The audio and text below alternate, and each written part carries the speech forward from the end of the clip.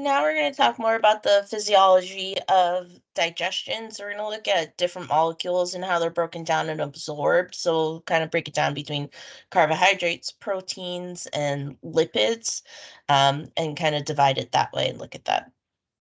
So first off, digestion is a catabolic process. I remember cats are destructive, so catabolic processes are breaking down those macromolecules they talked about in the beginning of AMP1. So things like carbohydrates, proteins, nucleic acids, lipids, all of those are going to be broken down from macromolecules, the larger molecules, into monomers. And we have to break them down into our monomers or our building blocks, the little Legos that make up the macromolecules, because that's how we absorb them. So we have to have them small in their building block level so that we can absorb through the cells and get them into either the bloodstream or the lymphatic system. So we have enzymes that are involved in the small intestine and that we'll talk about, and then accessory gland enzymes. Majorly, these are going to be additional things like from the pancreas, the pancreatic enzymes, and liver bile acids, not necessarily an enzyme, but they're going to help with digestion as well. Remember, catabolic processes most often are going to be hydrolysis. So you add a water molecule to break down the chemical bonds to have that catabolic processes. So a lot of the additional from the accessory gland, not only to kind of help with movement, but also breakdown, is adding water to the chyme and everything that's in the small intestine to help with breaking down chemical bonds. So once we get them to the macromolecules broken down into the monomer through digestion, which is the breakdown process, then we have to absorb it. So it needs to go from the lumen, so the inside of the pipe of the small intestine, and that's where absorption's going. So the inside to get into the body, mainly it's going to either be the bloodstream or it's going to be the lymphatic system. So it'll be capillaries of lymphatic capillaries, or it's going to be blood capillaries. Between the cells of the small intestine are going to be tight junctions because we want the food particles to actually go through the cell. There's going to be digestive enzymes that are in the brush border or the microvilli that are going to help with digestion. So we need this final process to go through the cell and then absorb, not around it. So that's why there's tight junctions. And it goes through the apical membrane, which is going to be the one in the lumen, and then the basolateral membrane is going to be associated with the capillaries. Lipid molecules can go, so we're going to break lipids down into small, tiny pieces. We'll go over that later, but they can absorb and be moved passively. So remember the phospholipid bilayer of having the lipid tails. So having something that is lipid soluble, so fats, can actually just go through the plasma membrane and don't need any additional support. If they're polar, remember they're opposed by these fatty tails and they mix with the heads, so they have to be absorbed by active transport. So we have to be able to move them in different ways. So we have to be able to transport them into the cell and out. Most of the nutrients are going to be in the small intestine, in the duodenum and the jejunum, before we're getting to the last part of the small intestine at the ileum. So most of the nutrients and most of the absorptions occurring in the duodenum and the jejunum mainly. So looking specifically at the digestion of carbohydrates. So remember the monomer of polysaccharides, which is carbohydrates, is monosaccharides. So that's the monomer of carbohydrates is monosaccharides. So we have starches and disaccharides or also polysaccharides that are broken down into kind of smaller oligosaccharides and disaccharides as well. Remember, it begins in the mouth with salivary amylase. So we start breaking down carbohydrates and starches in the mouth when you're mixing your food with your saliva, you're mixing it with enzymes. That's going to help break down.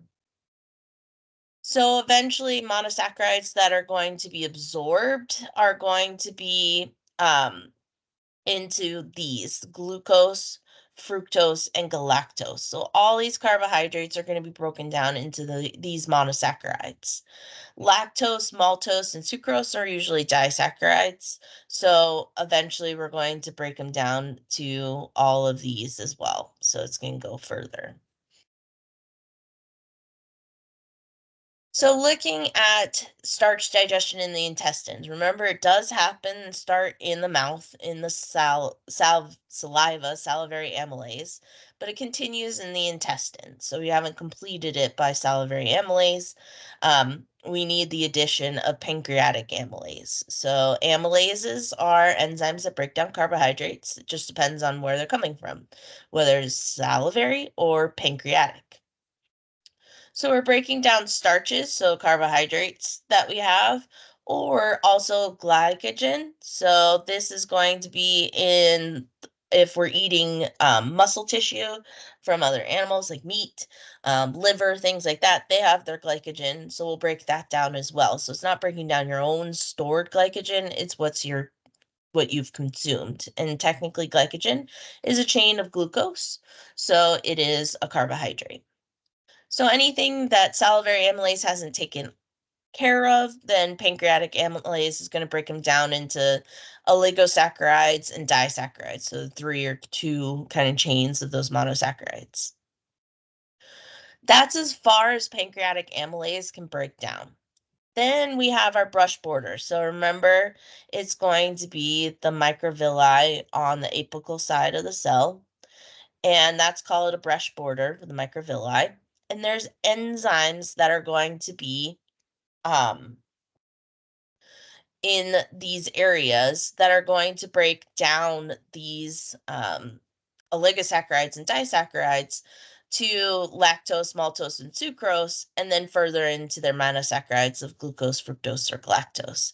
So the final part of breakdown actually happens in this area in the microvilli of the cells of the small intestines. So there's only so far pancreatic amylase can take it before we need to finish it off with the enzymes that are embedded in the plasma membrane of the microvilli or the brush border.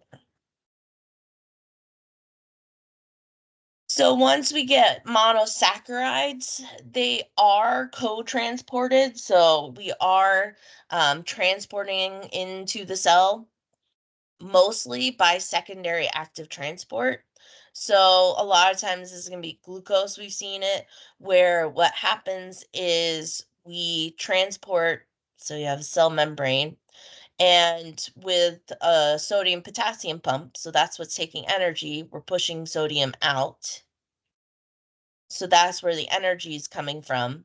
And then we have a channel that's going to take sodium and glucose and it's going to bring it in, or galactose, fructose. So sodium is going to go back in and go down its concentration gradient, and so will glucose or any other of the monosaccharides. So that's where it's secondary active. The active part is the sodium potassium pump, and then we use that concentration gradient to be transported inside. Once they move across, then they can just go through a channel. So they'll move across the cell to the basolateral side where the capillary is. So you have the capillary and you have the basolateral side of the cell. So again, example, glucose is most common, is just going to go through a channel on the basolateral side and diffuse into the capillary just from, again, facilitate diffusion, meaning their channel, but you're still going from high concentration to low concentration in the capillaries, or lower concentration.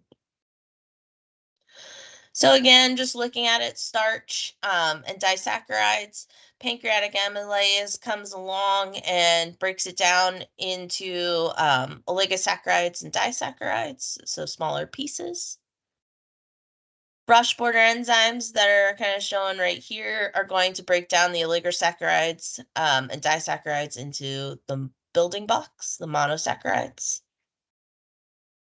Then this is showing you the monosaccharide. So this is disaccharide being broken down by this enzyme.